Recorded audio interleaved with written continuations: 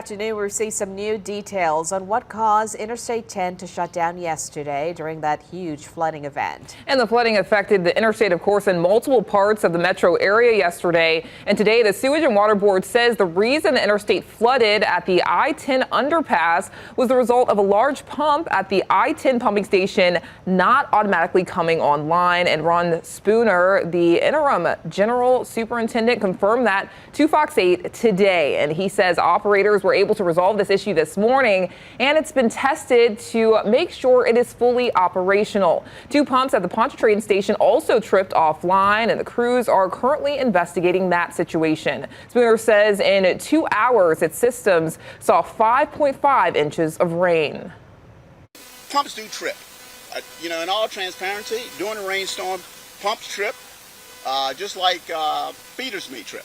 And we had frequency converters we used yesterday. So we use a combination of our turbines and our frequency converters to generate that power for our 25 hertz pumps. And yes, those two pumps tripped.